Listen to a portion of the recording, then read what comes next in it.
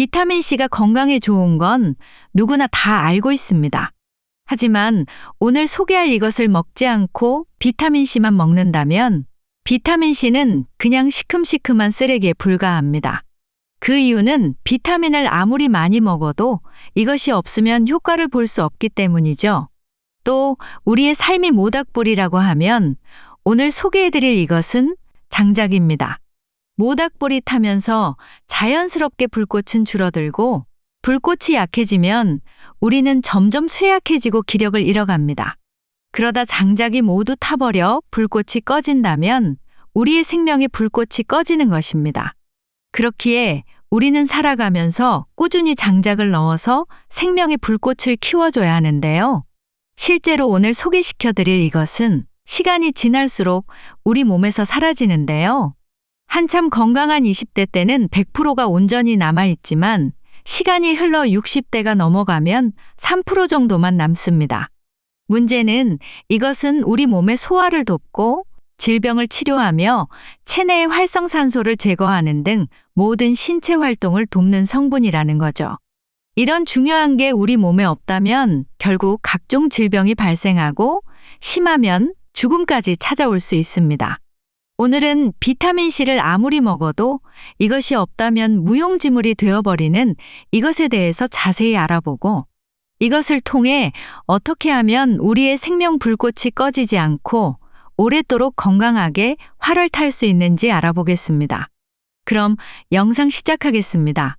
안녕하세요. 여러분들의 가치 있는 시간 가시TV입니다. 오늘 소개시켜드릴 이것의 정체는 효소입니다. 아마 많은 분들이 효소에 대해서는 알고 있으셨을 겁니다. 하지만 제가 방금 전에 말한 것과 같이 중요성에 대해서 모르셨을 겁니다. 제가 오버한다고 생각하실 수도 있지만 절대 오버하는 게 아닙니다. 효소는 우리 몸의 모든 화학작용에 필요한 단백질 촉매제를 말합니다. 섭취한 음식물을 분해하고 몸에 흡수시켜 에너지를 만들고 면역 기능과 신진대사를 유지하는 등 우리 몸의 모든 대사 활동에 꼭 필요한 물질입니다. 효소 치료의 선구자로 불리는 에드워드 호웰 박사는 효소는 삶을 유지해주는 물질이며 생명의 불꽃이라고 강조했습니다. 또 인체가 효소를 모두 소진하면 생명이 끝난다며 체내의 효소가 부족하면 빨리 늙고 반대로 효소가 충분하면 건강하게 오래 살 수 있다고 말했습니다. 만약에 우리 몸에 효소가 없다면 신체의 어떠한 활동도 일어날 수 없습니다. 인간의 몸은 약 100조 개의 세포로 구성되어 있습니다. 세포는 개당 100만 번의 화학 반응을 일으키며 인간의 생명을 이어가게 합니다. 음식을 소화시키고 에너지를 만들고 노폐물을 배설하고 세포를 회복시키고 교체하는 등 우리 몸에서 일어나는 모든 대사 활동이 세포들의 화학 반응을 통해 일어나는 현상이며 이 모든 과정의 촉매 역할을 하는 것이 바로 효소입니다. 매일 들이마시는 공기의 소중함을 모르듯이 효소도 마찬가지입니다. 생명의 근원인 효소는 근육활동, 신경활동, 두뇌활동 등 생명의 모든 작용에 관여하기에 효소가 없다면 인간은 살아가는 것이 불가능합니다. 이제 효소의 중요성을 조금은 이해하셨나요? 그래도 이런 의문이 있으신 분들도 있을 겁니다. 효소가 중요한 건 알겠는데 효소가 적다고 비타민C가 아무런 효과도 못 본다는 건 너무 심한 말 아닌가요? 이런 의문이 생기신 분들도 있을 텐데 우리가 건강하려고 먹는 각종 비타민의 또 다른 이름은 조효소로 효소를 도와주는 역할을 합니다. 한마디로 말하면 효소를 돕기 위해 비타민C를 먹는다는 의미입니다. 즉, 비타민을 아무리 많이 먹어도 효소가 적으면 어떤 효과도 볼 수 없다는 뜻입니다. 매일매일 비타민C는 잘 챙겨 먹는데 근본적 생명의 근원인 효소를 안 챙긴다는 건 정말 바보 같은 일이라고 생각합니다. 물론 나이가 어린 20대 때는 체내 효소가 많기 때문에 비타민C만 먹어도 활력이 돌고 큰 도움을 받을 수 있습니다. 하지만 전에 말했던 것과 같이 나이가 들수록 체내 효소는 줄어들기 때문에 50대가 넘어가면 비타민C보단 효소를 섭취하는 게 근본적으로 도움이 된다고 생각합니다. 효소는 크게 소화효소와 대사효소로 분류할 수 있습니다. 소화효소는 말 그대로 몸에 들어온 음식물을 소화하는 효소입니다. 소와 효소 이외의 효소를 대사효소라고 하는데, 대사효소는 생명 유지를 위해 유기체가 일으키는 화학 반응을 촉진하는 효소를 말합니다. 하루에 만들어지는 일정량의 효소를 우리 몸은 소화와 대사에 나눠 쓰고 있기 때문에 두 효소의 균형이 중요한데, 소화에 쓰이는 체내 소화 효소의 비율이 낮고 대사 효소의 비율이 높을 때 건강을 유지할 수 있습니다. 즉, 효소가 풍부한 음식을 섭취해서 소화가 순조롭게 이루어지면 체내에 충분한 양의 효소를 대사 활동에 사용할 수 있는 반면, 효소가 적은 음식을 섭취하면 소화 과정에서 많은 양의 체내 효소가 사용되고 그 영향으로 대사 효소가 부족해져 몸에 부담을 주는 것입니다. 대사 효소가 부족하면 독소 배출, 혈관 청소, 세균 사멸 등 신진대사에 제동이 걸리게 되어 질병에 걸리거나 노화가 가속되고 수명도 짧아집니다. 그렇기에 우리는 효소가 풍부한 음식을 섭취해 체내 부족한 효소를 보충해 주어야 건강한 삶을 영위할 수 있습니다. 효소는 단백질로 구성돼 있어 섭씨 40도 이상의 열을 가하면 파괴되기 때문에 가열한 음식이나 가공식품에는 효소가 존재할 수 없습니다.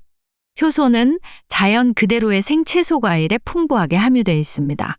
채소 과일을 더 건강하게 섭취하려면 씨와 껍질에 있는 영양까지 섭취해야 하며 하루 500g의 채소 과일을 섭취하는 것이 좋습니다. 우리나라 보건복지부는 하루 500g 이상의 채소 과일을 섭취할 것을 권장하고 있는데, 권장량만큼 생채소 과일을 섭취하기란 쉽지 않습니다. 그렇기에 우리는 효소 제품을 통해 섭취하는 게 가장 간단하고 빠른 방법인데요.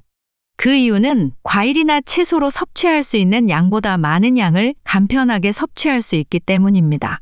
그런데 만약 여러분이 효소의 중요성을 알고 효소를 올바르게 섭취를 했다고 해도 제품 자체에 문제가 있으면 무슨 소용이 있을까요? 그렇기에 반드시 좋은 효소 제품을 섭취해야 하는데요. 지금부터 좋은 효소 제품을 고르는 방법을 알려드리겠습니다.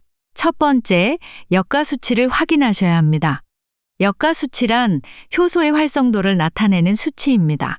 이 수치를 반드시 확인하시고 제품을 선정하셔야 합니다. 두 번째, 정제 요소가 없는 제품입니다. 정제 요소란 인공적으로 만든 싸구려 효소라고 생각하시면 편합니다.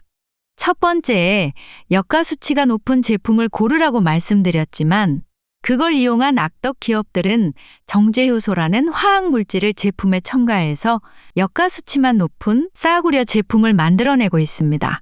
실제로 인터넷에 판매 중인 95% 이상이 정제 효소를 사용한 싸구려 제품입니다.